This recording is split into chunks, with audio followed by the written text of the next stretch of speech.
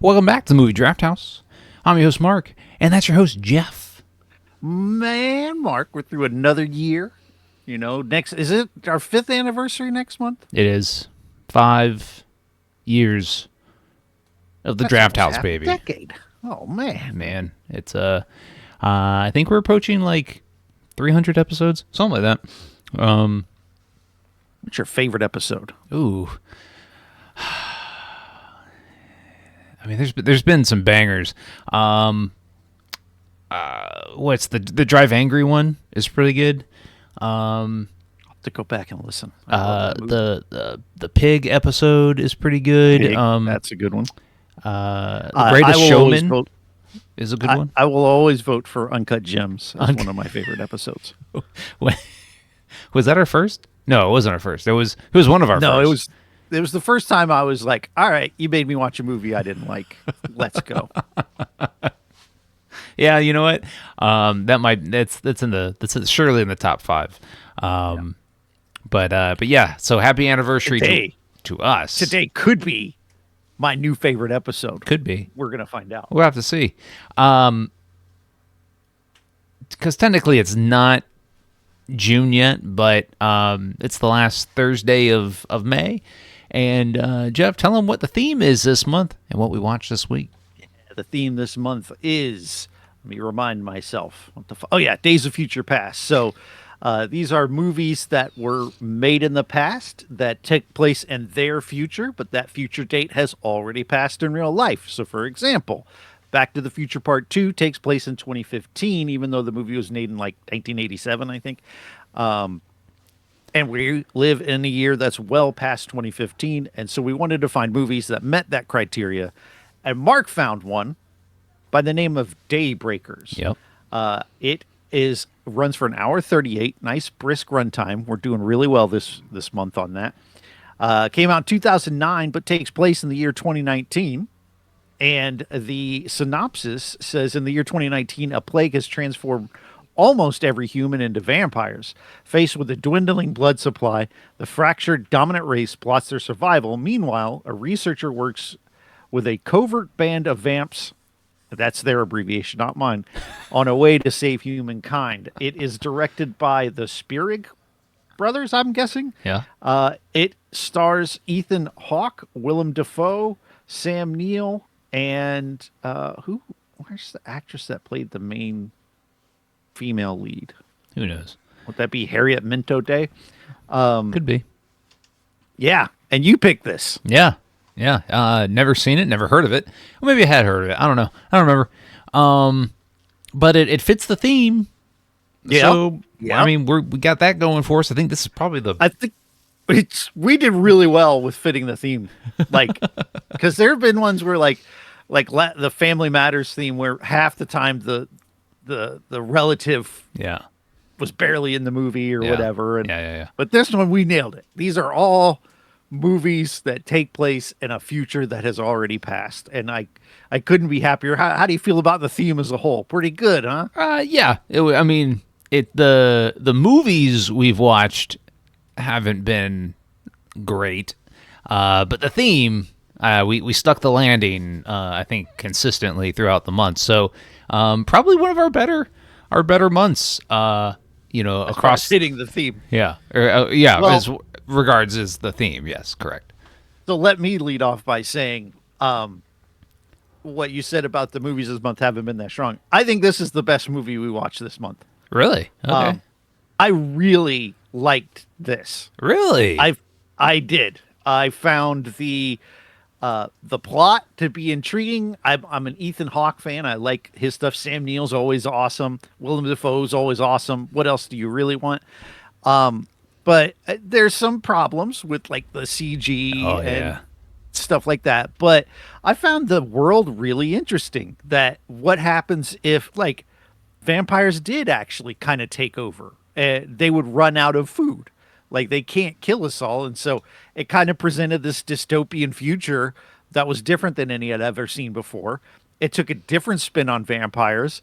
It was a story about vampires I've never seen before. And I thought the action was good. I thought the violence was incredible. They really use their R rating, which I always appreciate. I had a blast watching this. I thought it was a fun movie. That is not where I thought you were going to go. Um, yeah, I am an Ethan Hawke fan too. He is consistently good in just about everything that he's in. And I really think that he has not been given his due, I guess, maybe in Hollywood for his career. I think that's kind of finally turning. He was nominated for an Oscar this year. And I think he's finally, Hollywood is finally recognizing Ethan Hawke for being a rather fantastic actor. And so in 2009, I don't know, maybe he's coming. It's a few years after Training Day. I don't know if he's really necessarily A-list at this point in his career, which kind of speaks to Willem Dafoe and Sam Neill being in this movie as kind of the draws as well. But I like the story. I liked Ethan Hawke's character. I like his kind of, it's that I'm trying to think of the word, but he's got kind of this bleeding heart really for humans, and he's very much against the grain of, hey, we need to farm humans for blood, and so say, like, the main plot, which I've already went over, is like they're running out of blood and they have this factory where they've got humans all kind of hooked up to pipes. Yeah. And they're just using them to farm blood, but the supply is dwindling. Yeah. There aren't that many humans, and those that are out there in hiding. And it doesn't look to me like they're using the humans they have to reproduce, which seems like, agricultural 101. That might be a good step to take. But neither one of us are farmers, though, so that's true. We might be talking out of our ass. I don't know the first thing about husbandry, but I do know if two cows hook up, you get a third cow. Yeah. And I think that's more cows than two. So Ethan Hawke in this movie, he plays an engineer / researcher / scientist, and he's been put on the task of finding a substitute for blood. Something that can sustain vampires, long term. And he's very much against drinking blood. He's kind of just like, hey, I don't want anything to do with it. And Sam Neill plays the corporate CEO, owner / bad guy here. And I really didn't think that Sam Neill got a lot to do in this movie. I thought he was good, though. I think, like, when he's in the scenes, he's appropriately menacing. Yeah. Now, and I think I've been on record during our vampire month as saying, like, I'm not really into vampires. I kind of feel they're cheesy. As soon as I see their fangs and their glowing eyes, I'm like, yeah. I'm not really. I got over that because it's all here.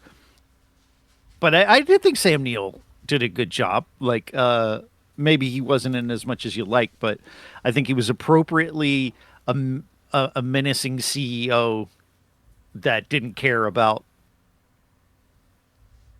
health, but more about the bottom line, which seems to be accurate. Well, and and we find out later that his true motivation is money, right? And and he doesn't want to turn into, so if vampires don't get blood, they turn into very feral vampires. They turn into bats, essentially. They basically turn into human-sized bats. Yeah. And I thought that was cool. I thought it was a great idea to kind of illustrate what the importance of it was, like what can happen.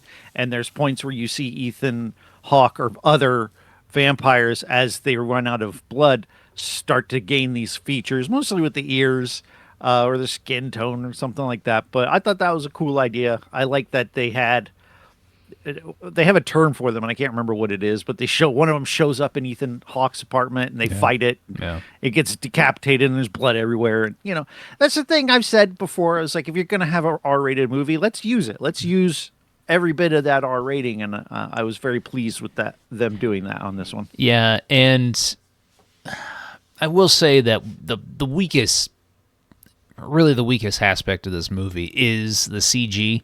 Yeah, And it's bad. it's bad, and it's kind of jarringly bad. And It's like video game. Like, there's a scene where they're going over a bridge, and the bridge is like busted, but there's like these rails, and so Willem Dafoe's driving, and the car kind of slides across these rails. It looks so awful. yeah, It looks so bad. And then they have like a Humvee comes next, and they do it, and it looks even worse. So yeah, it is something you have to get over when watching it. and I think it probably would have been fine if it wasn't used as much, right? If it was just like, oh, one scene, it was like, oh, this is a low budget movie. We're just gonna, we need this CG to move the plot, right? But it wasn't, and it's the CG is used quite frequently in this movie, and it's all consistently bad, and so that takes me out. Like, took me out of some of this movie, but also, I just really, an hour 30 isn't, because this isn't really an action. I mean, it's action, but it's not really an action movie. This is more, Yeah. I don't even know what the genre. I mean, it's an action, but it's horror, but it's, It's dystopian sci-fi horror, Sure. vampire horror according to IMDb, which I agree with. I like that it is not just the story of what's happening in the world and the social issue and the supply shortage, and that there are horror elements to it that naturally come in. It doesn't feel forced. It's part of the world. And there was just a lot of things I really liked about this. And I felt like there's a lot to things I was thinking while I'm watching it is that you can almost use the blood as a metaphor for global warming. Sure. You know, they're the excess, the CEOs are like excess, get it. well, Yeah, and then at some point we're going to hit a point where they're going to be like, "Oh shit, we fucked up," and it might be too damn late, right? Like it feels like in this world, if the vampires were thinking clearly at the beginning and weren't just consumers, they would have been able to establish a, renewable resource, and but the rich people, they're like, "Fuck that." We want to make money, and we've got this blood farm, and we're going to just make as much money as we can, not thinking of the future. yeah, it's also commentary on big pharma, right? And if a cure exists for a devastating illness, would corporations and the government and all this, would they actually allow it to be available to the masses, knowing that it would cripple companies, in the terms of making money and all this? So it's, I mean, like, I don't mind that. That's a, that's kind of been, that's a low hanging trope, maybe. Yeah. For these types of movies where, hey, a cure for this does exist, and how do we get that to the masses? I do like that it takes place in like this dystopian future. I do think that one of the missteps for this movie is it didn't spend much time in the, like, I love this. There was a couple shots in kind of towards the beginning of the big city, whatever big city they were in.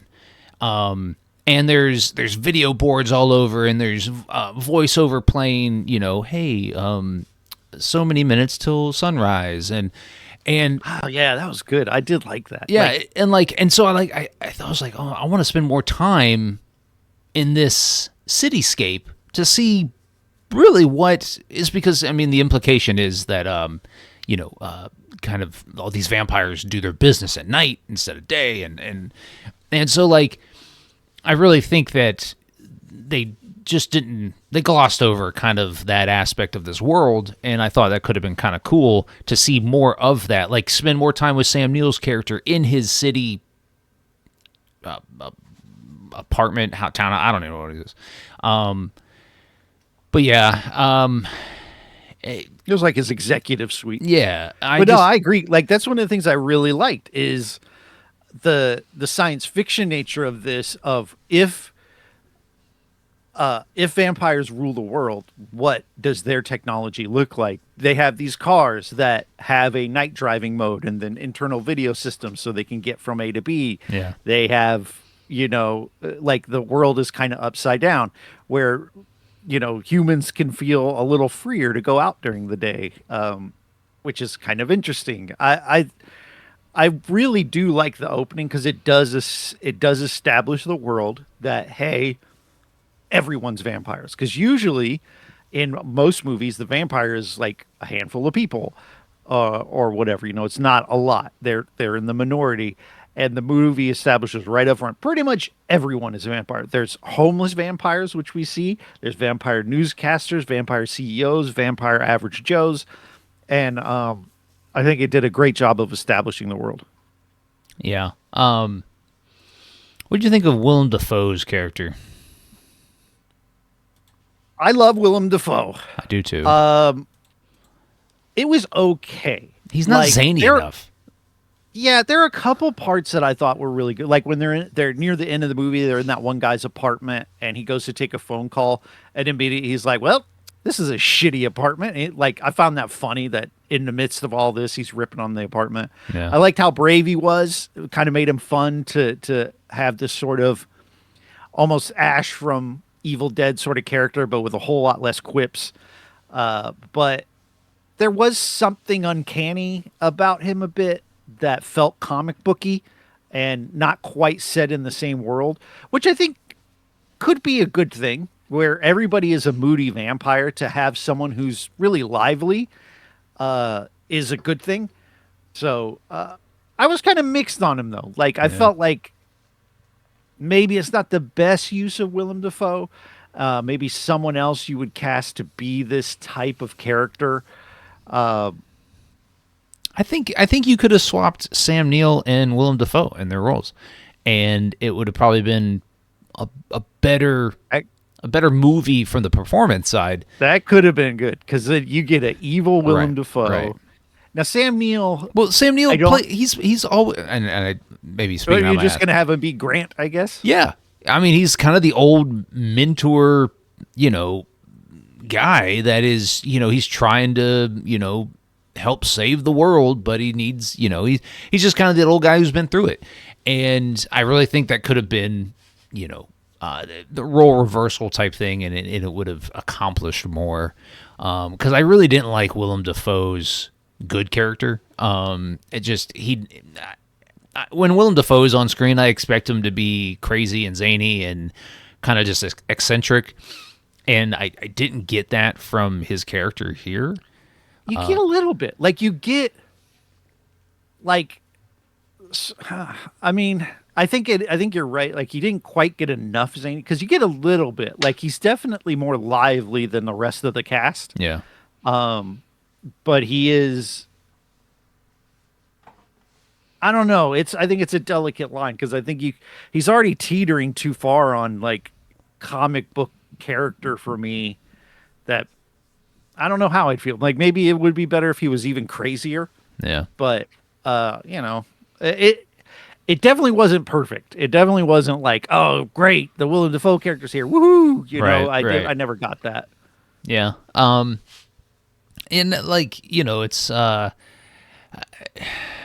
then you like transition to the kind of the science-y story bit side of how they figure out to reverse the vampire gene. I don't know. And I'm not one for science. Like, listen, you go with the science. You tell me what the science is, and as long as you stay with it, I don't give a fuck. Right, I'm with you. And I feel like they try to make it a big third act point in this movie of the science, and I just never understood what it was, I guess. because I think that you can't really science this thing. Like they don't get into like. But they clearly try. I think, yeah, they like sit around microscopes. Right. That's kind of the thing is they sit around microscopes. They don't really tell you what's going on because they really can't. Like the whole thing is that if you expose a vampire to enough sunlight For a short period. and then short bursts and you Yeah. put them out and you do it enough and it's the right combination of circumstances, they will turn human again. Which I was like, okay, I mean, all right. I didn't. You're telling me the story. I'll accept your reality of this cure. It did feel a little weird to me, but there also, on the downside, there are some beats that you can see coming from a mile away. You can see, like, there's a whole story with Ethan Hawke's brother, and at one point they show a soldier, and you don't know who it is from behind, but immediately I'm like, that's his brother. He's coming to save the day. And then, like, they do the thing where the brother bites Willem Dafoe, and then you just see Ethan Hawke's face as something's happening with his brother. I immediately knew that he was being cured by drinking the blood of Willem Dafoe. And, you know, that sort of became the I felt like they tipped their hand a lot more than they meant to because it made the story kind of predictable. But then you get this final, I don't want to call it act, but this final sequence in the building that is really great. I really liked, like, Ethan Hawke realizes, okay, if a vampire drinks my blood, they will turn human again. So he essentially walks in to this corporation, goes up and sees Sam Neill, and essentially sacrifices himself. Presumably, if he drinks my blood, he's going to turn normal.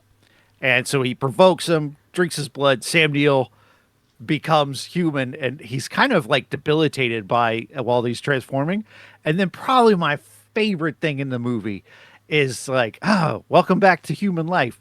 Now it's time to die. And they tape him to a chair, send him down an elevator, and now he's human. So all the vampires are like, ooh, we're going to eat this guy. And they eviscerate this dude. Like, anytime and I'm watching a movie and the bad guy gets really just totally fucked up, I think of what you said in our Demolition Man movie where you're like, you don't want people to, like, the main bad guy shouldn't go out like a bitch. Like, it shouldn't be, boom, you're dead. It should be really crazy. Right. And that, like, what happened to Phoenix in Demolition Man was crazy. This was crazy. Like, they go in, they rip off arms, there's blood shooting everywhere. They rip his head off. They do a close-up of the head. It's dripping blood. It was awesome. I really thought that was strong. And then all of those vampires turn into regular people. And then the soldiers who didn't get to feast on them start to feast on those soldiers. And then it becomes this sort of epidemiology thing going on where all the vampires are either being eaten or turning human and then are going to be eaten again by the next group. And it sort of spreads, and you can see how this is kind of going to really purge the world of this vampire plague. I thought it was so good. I really loved the last maybe 15 minutes or so of this movie of it just being bonkers. Yeah.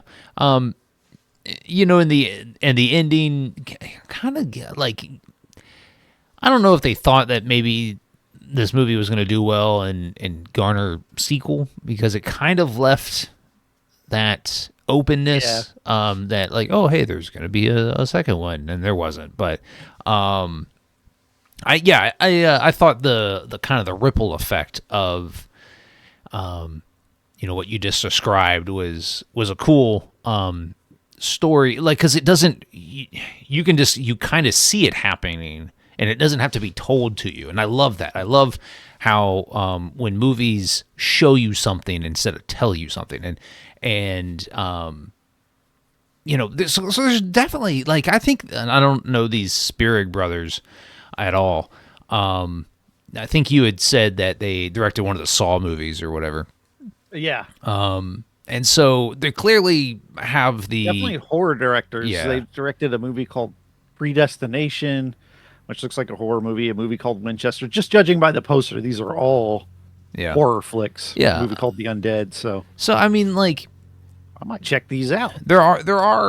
there's definitely stuff here in this movie that I'm like, okay, these dudes, they're all right as directors. As writers, I'm not so sure, but certainly as directors, I think they certainly accomplished a well-rounded film that kind of flips a lot of genres on its head a little bit. The vampire genre certainly, and then kind of this dystopian future.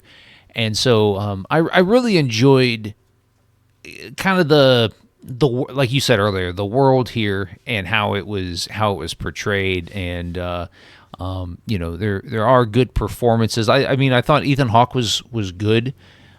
Here, I think he did a good job of being a mopey vampire without pissing me off, which, like, a lot of times they are so brooding and dark that it's really annoying, especially if they're your hero. And I felt like he tiptoed that balance very well, where I still like the character.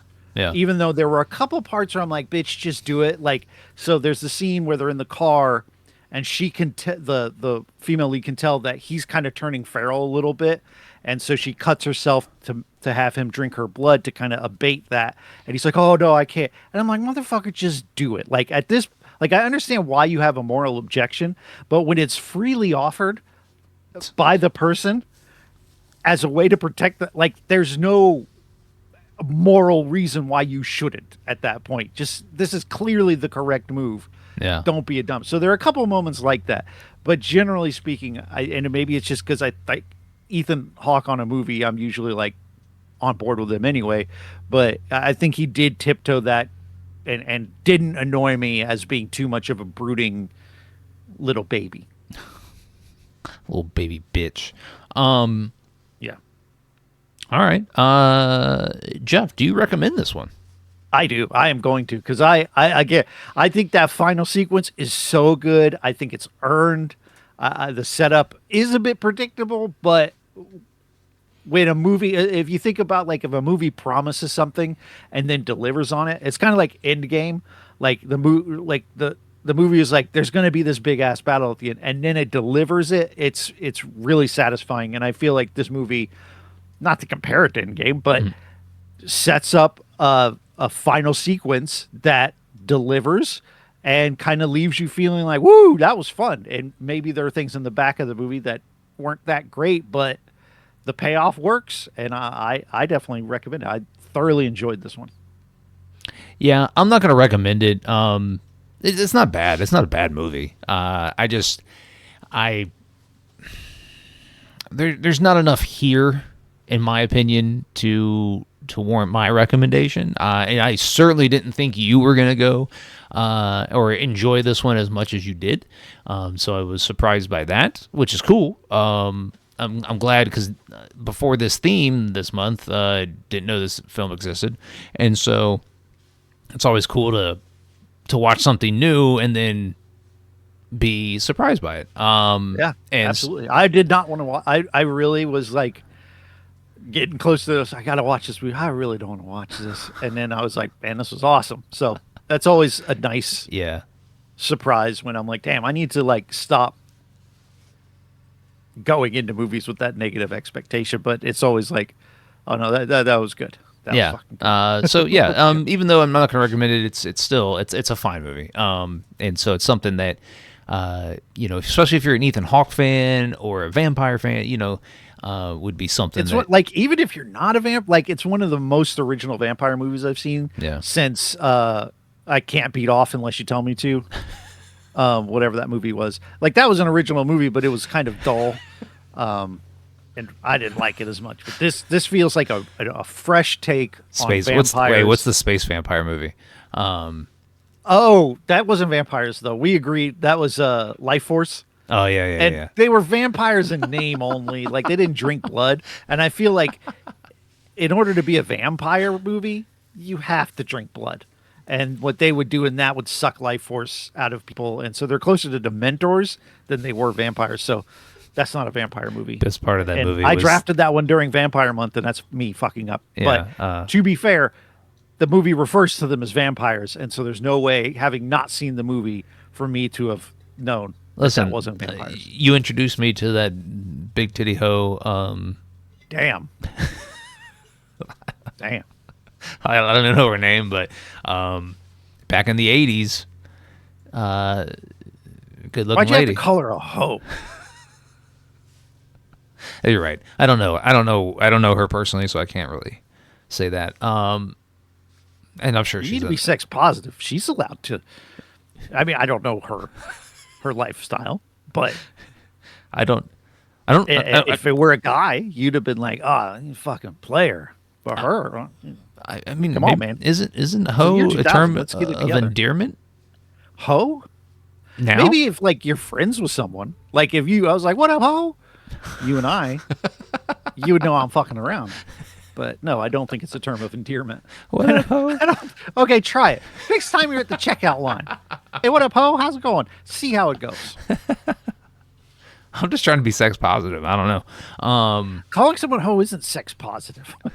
I just think that it's a derogatory term. I appreciate that you want to be sex positive. I encourage it. Yeah. But I think calling someone a ho might be counter to that. For sure. Jeff, it's draft night, baby. Yeah, it is. It's a big one too. It's big old draft. Yeah, so we're celebrating. We're going into the month of June 2026, and it is our 5-year anniversary on here on the podcast. 5 years of the movie Draft House, 5 years of themes. Well, actually, no, I take that back. 4 years of themes, 1 year of whatever the fuck we did last year. Yeah, that was my bad. 1 degree of separation, which I will in put this theory- out there. In theory, You it wasn't can. bad. It wasn't a bad idea. It was. I wanted to do something different. I kind of felt like our themes were we were really struggling, and I feel like we've come up with much more enjoyable themes so far this year. Yeah. And I think it's worked, but I wouldn't do it again. I will say this. I will allow a one-time use of 1 degree of separation during this month if I pick a movie. You're like, fuck, I was gonna do that theme, but if you can 1 degree it, I'm cool with it. You know. Well, so we're drafting, and we can't use themes that we've used in our previous redrafted theme. So let me run it down real quick. So we have 49 themes. Of them, let's say 12 or so have been taken, like serial killers, Nicolas Cage month we've used, survival horror, erotic thrillers, which was a good one. Directed and starring, and then of course this is draft a theme, which we can't draft our theme again. But anyway, so about 15 of them maybe have already been used, and so we have all these other ones that we can dive back into a theme from the past for 1 more week, and then pick a movie within that theme. So we always like to start by drafting our themes first, before we pick our films. So you want to go? Yeah, I would like you to go first. I think would like because you to go first. You want me to go first? Okay, that's fair. Because I think you're gonna pull some crazy shit on me, and I'm gonna fuck up this month. I want to have the rebuttal. I have a movie that you'll see, but I'm not gonna do it. You gotta tease it with the sizzle. All right. I got a movie that's gonna fuck everything up for us. But I can't. When I tell you the movie, you're gonna be like, "Well, of course we have to watch that." Well, maybe you won't, but I will. But so the theme I'm going to draft first theme is going to be slasher month. Okay. I will go with psychological thrillers. Board. Okay. And I am now going to select the one that you were definitely not going to select, pro wrestling month. All right, pro wrestling. I'm just writing these down. Yeah, let me take them off the board. So we did slasher month.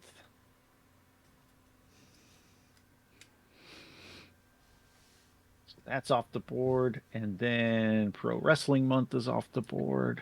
And then you picked I'm going to go with U.S. history as our last theme. gross. Fuck. All right. Hold on. Let me see. I wasn't a fan of that theme. Where is survival horror? I know it's on here because nah. Survival horror was already drafted. Psychological thriller is my. Oh, psychological thriller. That was my bad. Yep, there it is, all the way at the top. Boop, boop, boo. And then what was the last one you did? U.S. history. Yep. What the fuck is that?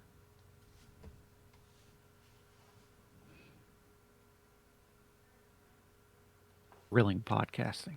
Yeah. I'll find it later Okay. to take it off. Oh, American history. Here we go. All right, so those are off the list. So now, you ready for me? Yep. Let's go. right, Slasher.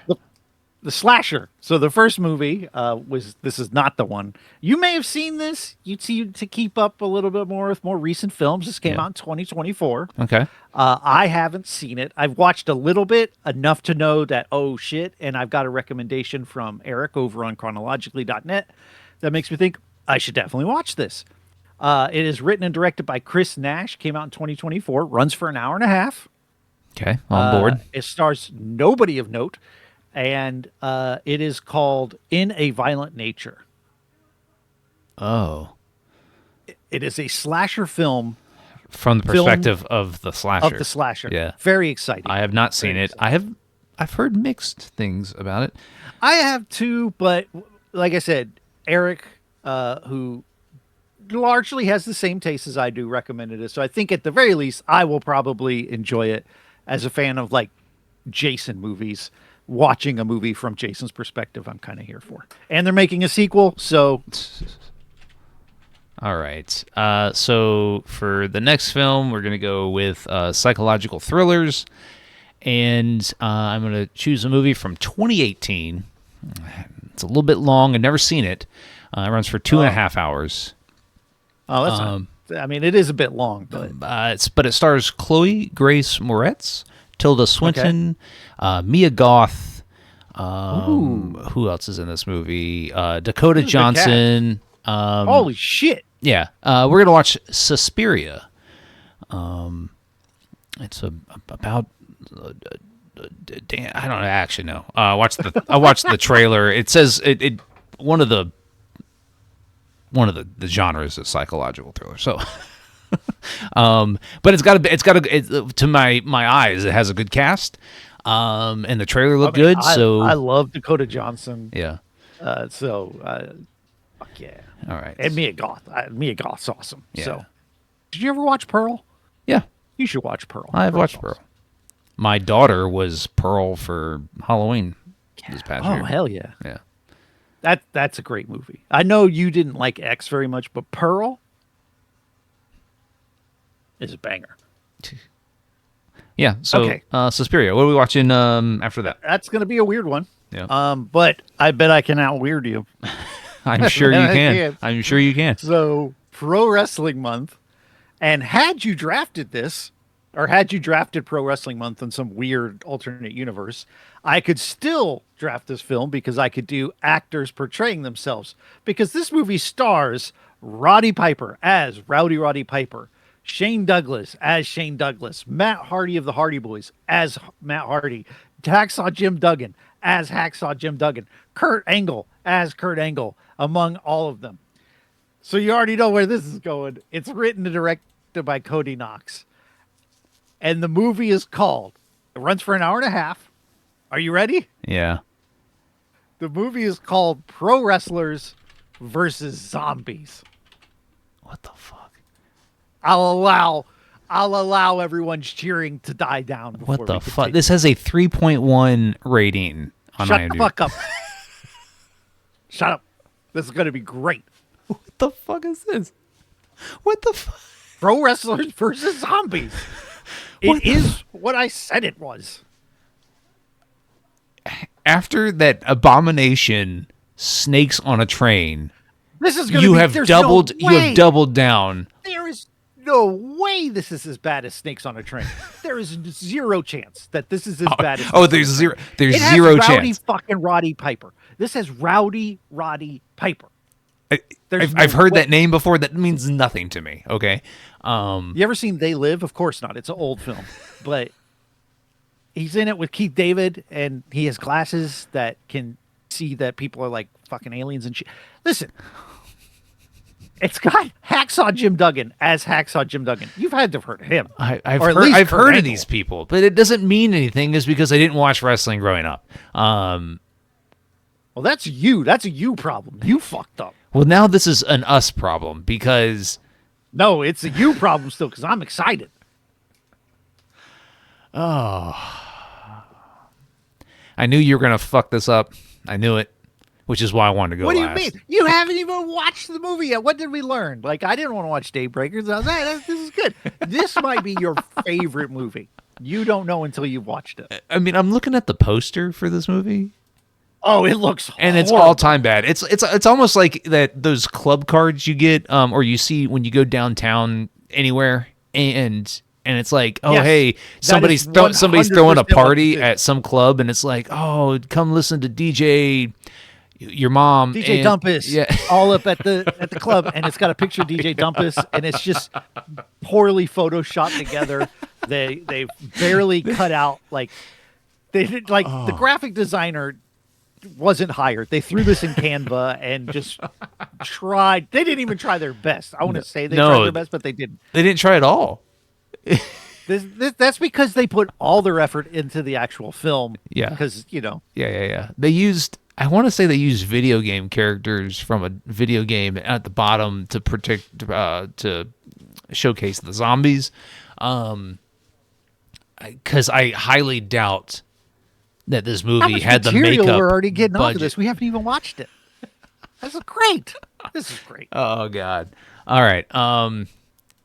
Well, I'm going to save us, and you're going to hate it, but I'm going to save us. Yeah, I am. You're 100% going to hate it. Well, you already did a 2.5-hour movie. You're right, and I'm going to occupy more of your time. A total of 3 hours with both of my movies combined, and your one movie almost catches up to that. So, I apologize in advance for the runtime on this last movie. How long is it? What have you done? We're watching Oppenheimer. I thought you promised we wouldn't. All right, let's get the shit over with. Fine. Fuck you, Oppenheimer. For a runtime of exactly 3 hours.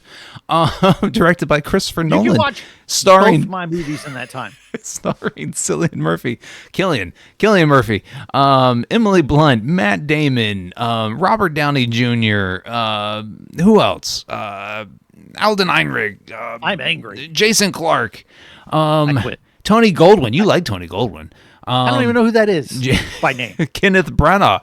I do like Kenneth Branagh. Yeah, I mean everybody's in this movie, and that doesn't make it good. Have you seen it? Yeah, yeah, I saw it when it came out. Why are you doing this? You can watch it on your own. Because I think you need to watch it. This is one of the ones you need to watch. You can't just you can't just go through zombies. I don't want to hear any bitching then, because the movies that you don't want to watch that I make you watch are like an hour and a half and star Van Damme, and they're amazing.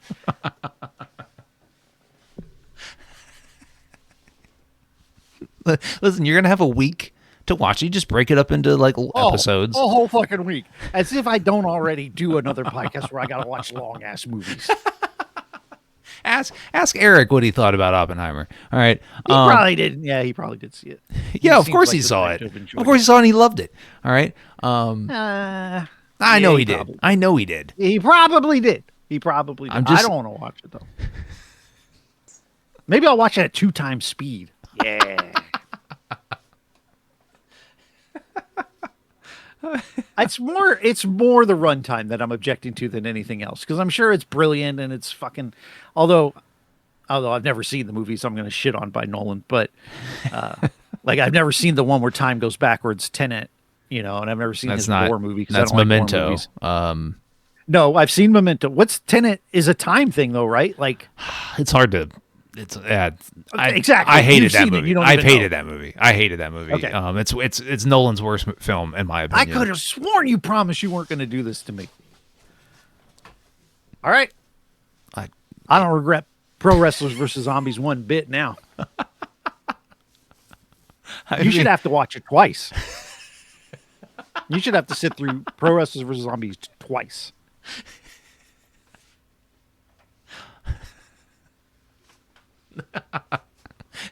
You saw 5.5 hours of movie you've dumped on me this month. Like a damn near full work day almost. Hey, clock in. All right. I didn't know Suspiria was that long. I'm sure, which would have been fine.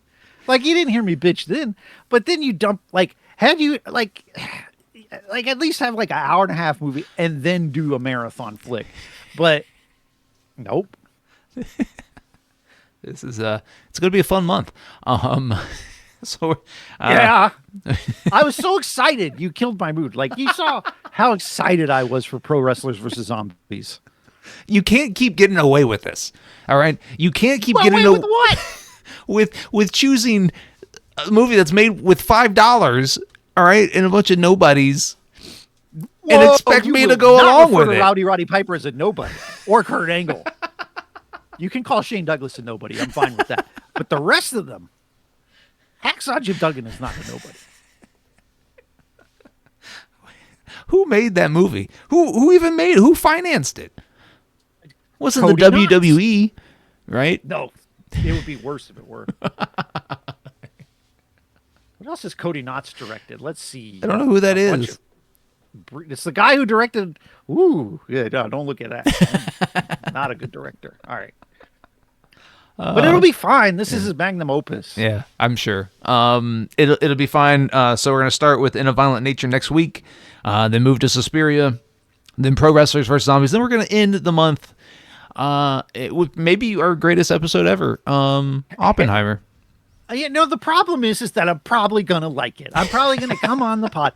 But don't believe me. I'm telling you right now, don't believe me because the 3-hour movie is going to give me Stockholm Syndrome. I'm going to have to sit there and watch this shit so much that eventually I fall in love with it, even though I didn't really like it. So don't believe future me in 4 weeks when I'm like, oh, yeah, this is a fucking masterpiece. He's full of shit. I get to see you watching this movie, and you're hovering over the runtime bar. The entire 100%. Movie. 100%. I'm like, God damn. Oh man, I've been watching this for 3 days, and I'll hover, and it'll be like 20 minutes have passed. I need to start watching it now so I can have it done in time. That's not a bad idea. Anyway. Anyways, yeah, so join us. Should have done duologies and then had us watch the Godfather movies.